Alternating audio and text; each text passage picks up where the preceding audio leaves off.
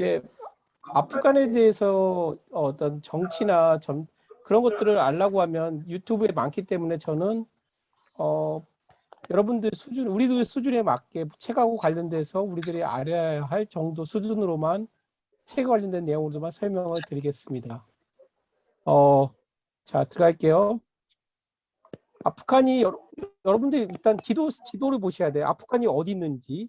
그리고 그래서 제가 한번 찾아봤어요. 도대체 지금 같은 사태가 없었을 때 우리가 마음대로 여행을 간다고 했을 때 아프간은 도대체 얼마나 걸릴까 비행기 타고 했더니 24시간 29시간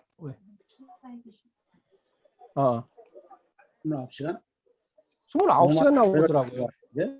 그 12시간이 네? 아니고 12시간 어디 있어요? 아, 이게 이 네. 코스가 다 직항이 아니고 거쳐서 가는 뉴델리를 거쳤다가 가더라고요. 제가 네. 비행기 플라이트 스케줄 보니까 거쳐서 가는 스케줄로 돼 있더라고요. 지금 보시면 이 아프간, 그래서 아프간이 이쪽에 있습니다. 예. 오늘 제가 책을 읽다 보니까 아프간에 빨리 안정이 돼서 가보고 싶다는 생각이 들더라고요.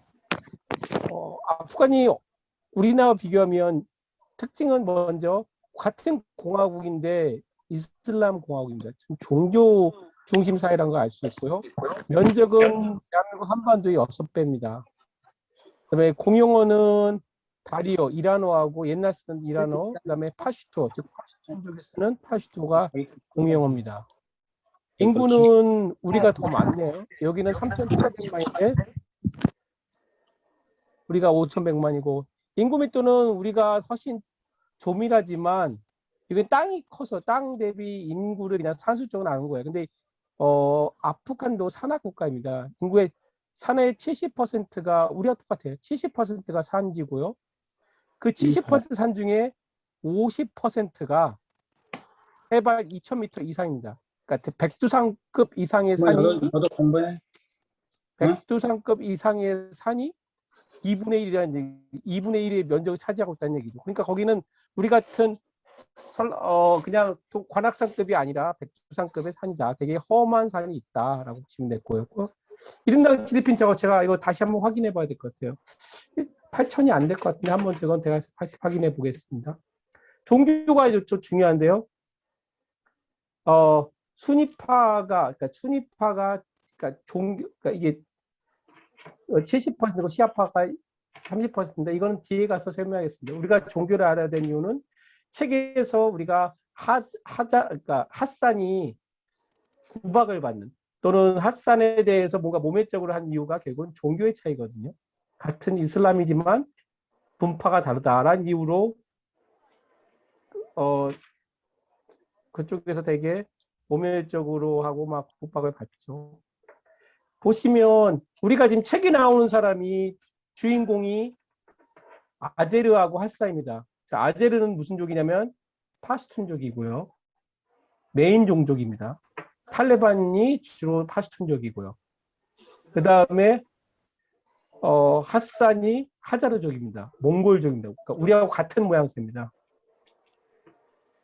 나머지는 우즈벡족, 누리스탄족, 그다음에 파미르족인데 여기에 종족이 왜 이렇게 많냐라고 했을 때는 아프간 지형이 동과 서에 만나는 중간 지점입니다. 그래서 여러 민족들이 그쪽에서 함께 살았다. 그것도 뒤에 설명하겠습니다. 주 종족인 파슈툰족과 그다음에 파슈툰족이 아닌 족, 비파슈툰족으로 구성되어 있는데 이게 종족이 한 10개 이상의 종족으로 되어 있습니다.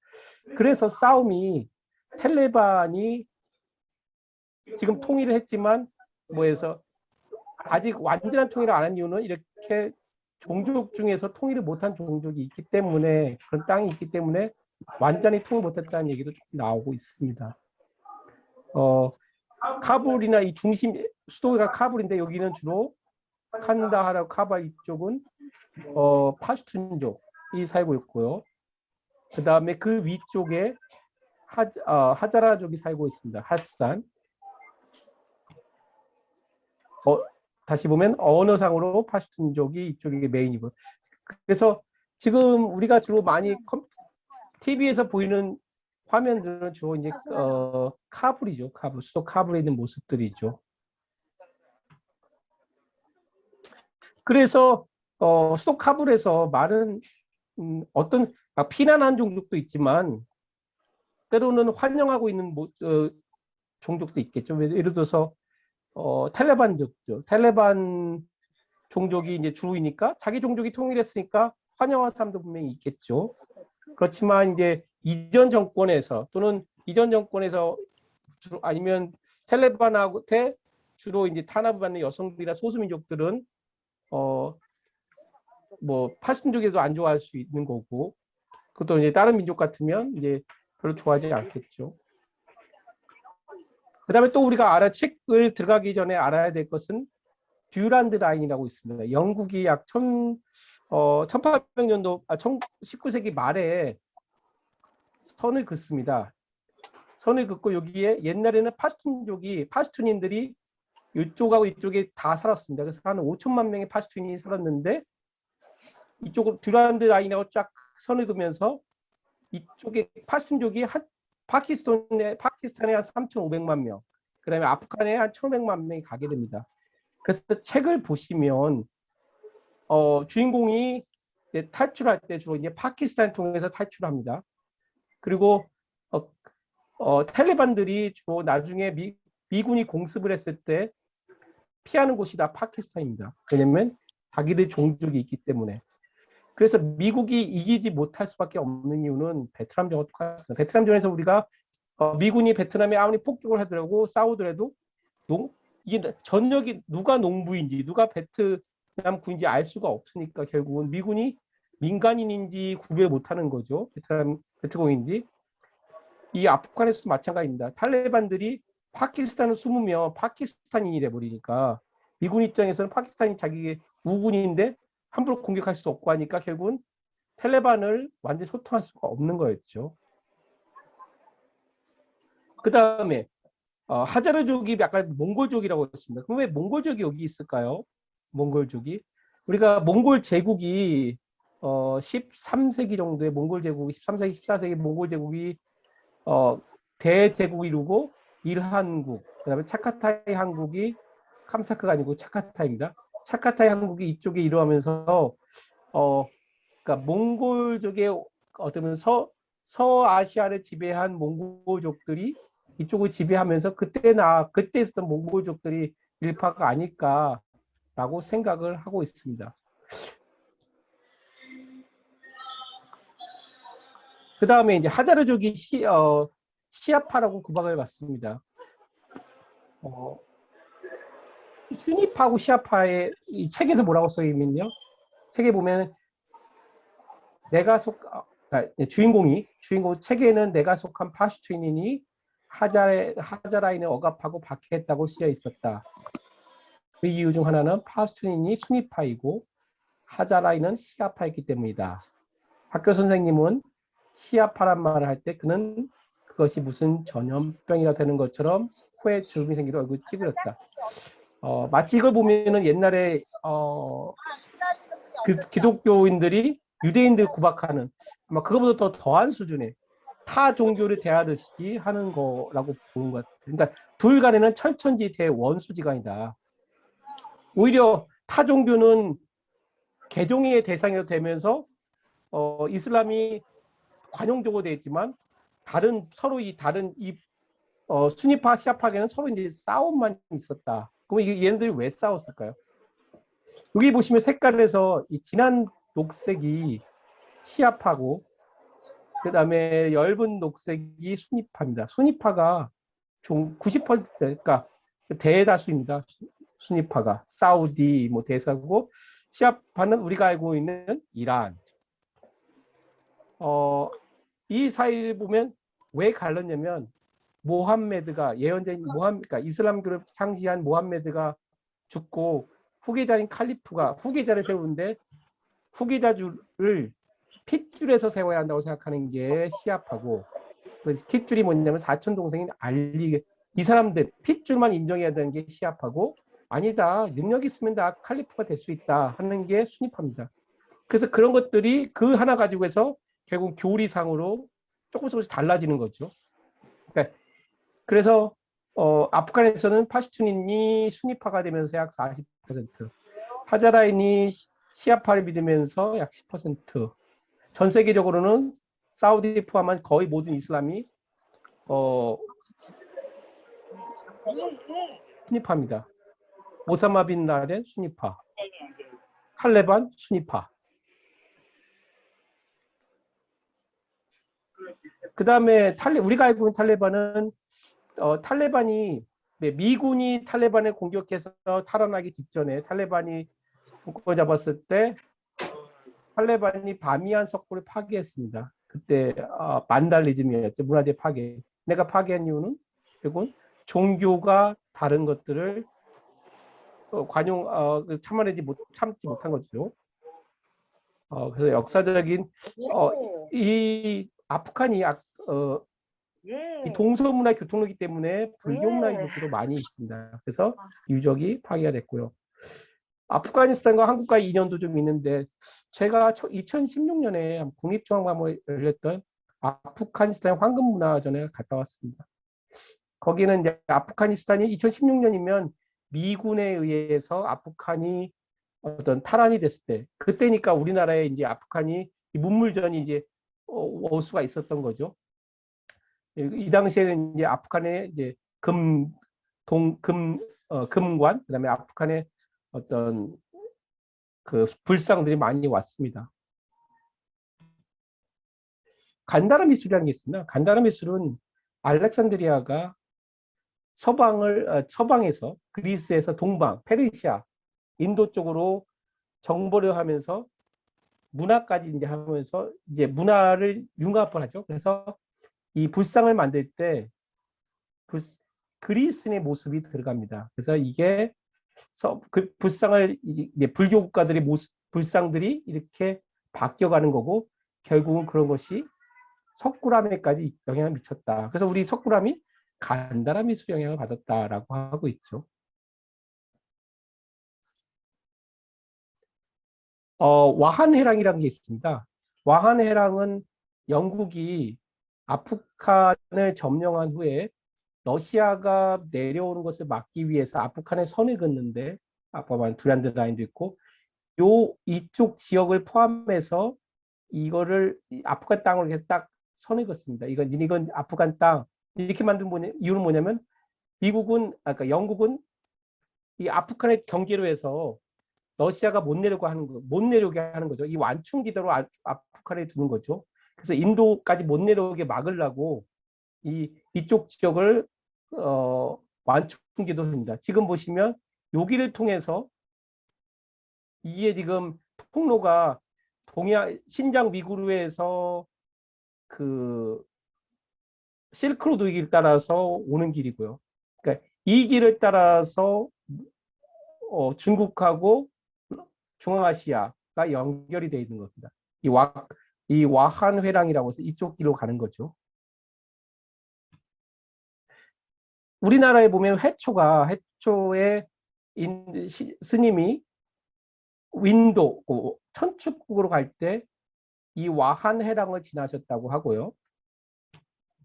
그 다음에 고구려 유민인 고선지가 안서도호부라고 해서 서쪽을 편안하게 하는 도호부라고 해서 이게 중앙아시아 쪽 근처에 지은 어떤 그때 당나라 시대의 전략 요충지였는데 이때 중앙아시아 이쪽 민족들이 어떤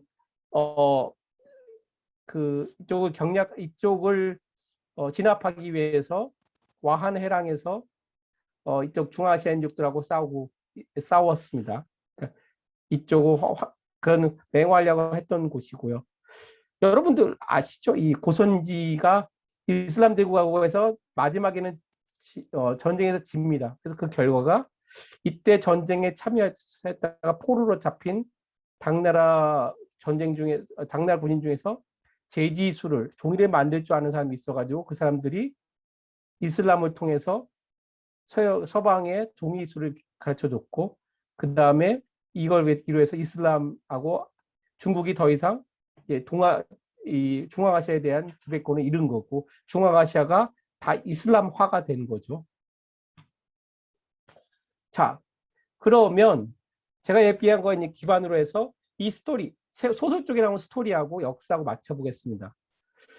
주인공이 마자르는 1963년에 태어납니다. 하산은 1년 뒤에 태어나고요.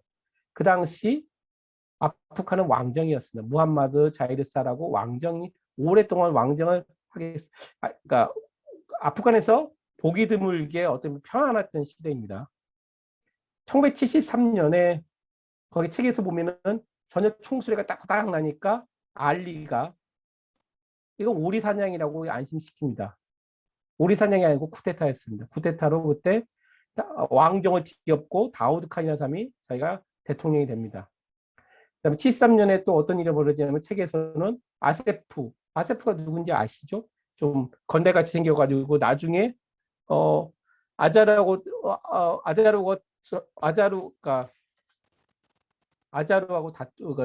싸우죠. 그 아세프가 히틀러를 존경한다고 해서 여기 우리 땅에서 자기들은 하자르는 몰아내야 한다고 협박하고 이때 핫산이 새총으로 아자르를 도와주는 거가 1973년이고 74년에는 바바가 핫산한테 원청이 수술을 하고요. 75년이 중요합니다. 책 첫 장에서 75년에 뭐라 쓰냐면 75년 겨울로 인해 모든 것이 확 바뀌어 버렸다. 그리고 그의 겨울로 인해 나는 지금의 내가 되었다. 이거 첫 문장 처음에 나오는데 1975년에 무슨 일이 일어나죠? 아자르가 연날리대에서 우승하고 떨어진 연을 주술라고 핫산이 갔는데 핫산이 아세프 무리한테 당하게 되죠. 그게 75년입니다. 이 당시는 그러니까 쿠데타로 집권한 다우드 칸이 반대 세력, 특히 사회주의 계열인 인민민주당을 탄압하는 그런 시기였습니다. 정치적으로는. 그래서 76년에 알리와 핫산이 바바의 집을 나갑니다. 역사적으로는 78년에 아까 말한 이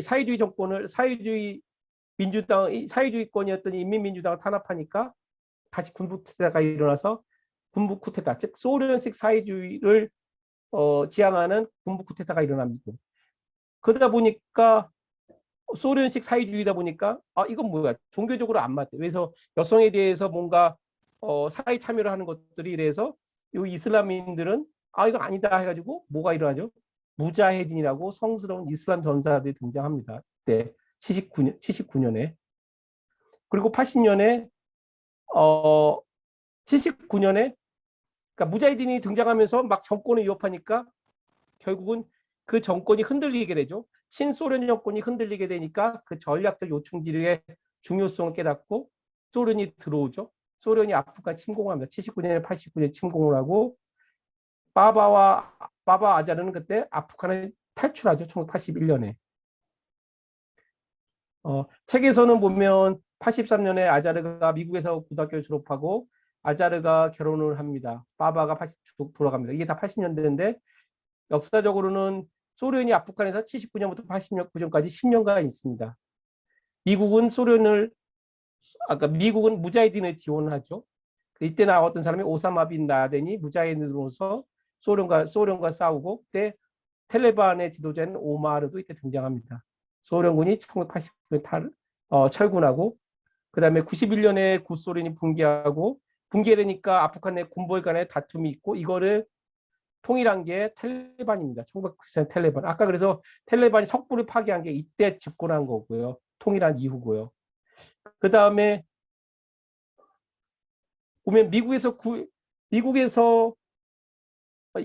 책으로 보면은 아자르가 그러니까 전화를 받죠. 나임칸으로부터 파키스탄 전화를 받고 오라고 하니까 내가 파키스탄으로 갑니다. 아자르가 2002년 6월에 가서 핫산을 데리고 8월에 미국으로 귀환합니다. 이때가 2001년이고 핫산이 아니죠. 소람과 함께. 그리고 미국에서는 이때 가장 중요한 9.11 테러가 2001년 9월에 일어나고요. 그리고 오사마 빈 라덴을 인도하라니까 거부하죠. 아프간이.